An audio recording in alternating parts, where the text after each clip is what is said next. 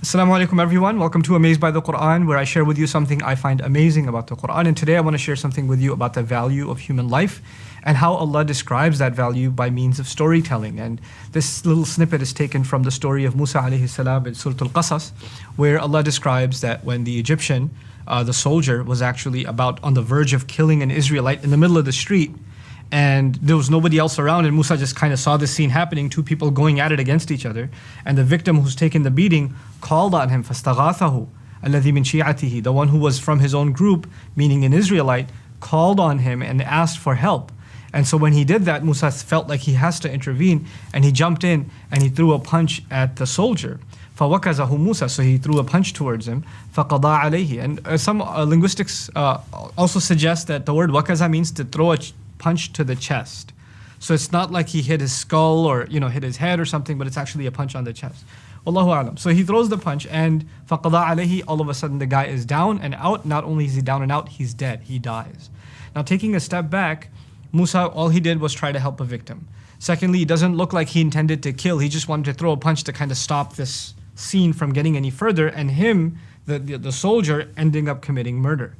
Third of all, the Egyptian soldiers at the time, Pharaoh's army, they were known for oppression, and they were known for oppressing particularly the Israelites.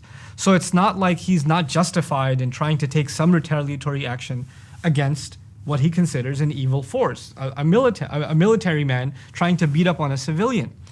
All of this in the background, as soon as he throws the punch and the Egyptian dies, what does Musa say? هَذَا مِنْ عَمَلِ الشَّيْطَانِ, this is from the work of the devil. Immediately, إِنَّهُ عَدُوٌ مُضِلٌّ مُبِينٌ. This is from the work of the devil. He's definitely an enemy that misleads and misguides. What we're trying to get at is you could see a person as a criminal, even someone on the verge of committing murder, which is what the case was here. But it still didn't justify the taking of life. It still didn't justify it. As a matter of fact, in the very next ayah, Musa alayhi salam says to Allah, he turns to God and he says, قَالَ رَبِّ إِنِّي ظَلَمْتُ نَفْسِي فَاغْفِرْ لِي. Master, I have wronged myself. Forgive me. He doesn't justify, he kind of asked for it. Well, it's not my fault. I didn't really do it on purpose. In other words, you can't even take the kind of action that might jeopardize somebody else's life, even if you see them as a criminal. And not just any criminal. It's not just that he's stealing, or it's not just that he's pushing somebody around. He was on the verge of killing someone else. Even then, killing them isn't justified. And actually later on in the surah, if you hear this much, you might even think maybe the Quran is asking for us to be pacifists. Like this kind of thing should happen and we shouldn't get involved. That's not the case either, because the same thing repeats itself the next day. And so when Musa alayhi salam is faced with the same scene again, actually he learns his lesson. So when eventually he does decide to intervene, the Quran describes فَلَمَّا أَرَادَ أَنْ يَبْطِشَ بِالَّذِي هُوَ عَدُوٌّ لَهُمَا.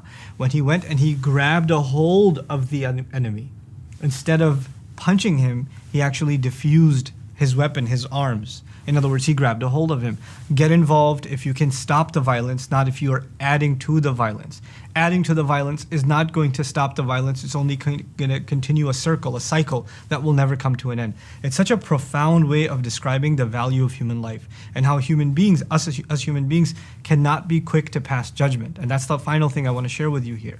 There's been 1,000 cases, if not hundreds of thousands of cases, of the Egyptians doing oppression against the Israelites, and many countless Israelites have already died before the eyes of Moses. He's seen this happen over and over and over again.